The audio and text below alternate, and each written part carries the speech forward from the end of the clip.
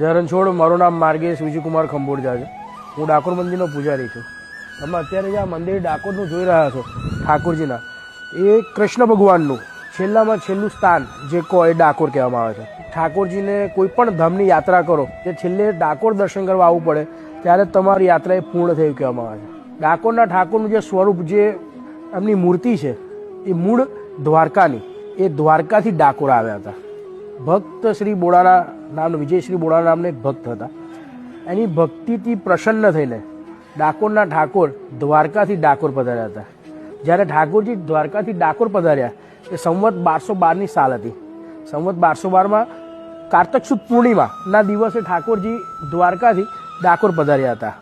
એવું કહેવામાં આવે છે કે ભક્તની ભક્તિથી પ્રસન્ન થઈને ઠાકોરજી ડાકોરમાં આવ્યા હતા. બીજા અર્થમાં એવું કહી શકાય કે તમે જે અત્યારે આ શિખર જોઈ રહ્યા છો ઠાકોરજીની, એ પહેલાંના સમયમાં જ્યારે મુગલ સામ્રાજ્ય હતું, એ મુગલ સામ્રાજ્યની અંદર જે હુમલાઓ મંદિરો ઉપર થયા, એ હુમલાથી બચવા માટે ગાયકવાડ સરકારે, જે આ જગ્યા છે ગાયકવાડ સરકારે આપી હતી. ગાયકવાડ સરકારે આ મંદિરનું નિર્માણ કરાવ્યું હતું. એ ગાયકવાડ સરકારે આ મંદિરનું ડેરું એ મસ્જિદ જેવું દેખાય એવું બનાવ્યું છે, મિનારા ટાઈપ, એટલે જેથી કરી કે મુગલ સામ્રાજ્યની અંદર આ મંદિર પર હુમલો ના થાય. અને ઠાકોરજીને ત્યાં તમે જે ધજાજી જોઈ રહ્યા છો, જે સ્વરૂપ છે ઠાકોરજીનું જે મંદિર છે આખું શ્રીયંત્ર ઉપર બનેલું છે. 12 પગથિયા એટલે 12 રાશિ, 27 નક્ષત્ર અને 64 કલા, 128 પ્રતિકલા, એનું નિર્માણ તમને આની અંદર જોવા મળી રહ્યું છે. ડાકોર મંદિરની એક પ્રદક્ષિણા તમે કરો એટલે એક પૃથ્વીની પ્રદક્ષિણા કરી એટલી પુણ્ય અને એટલું ફળ તમને તમારા પરિવારને પ્રાપ્ત થાય છે. ડાકોર મંદિરની અંદર નિત નવા ઉત્સવો ઉજવવામાં આવે છે.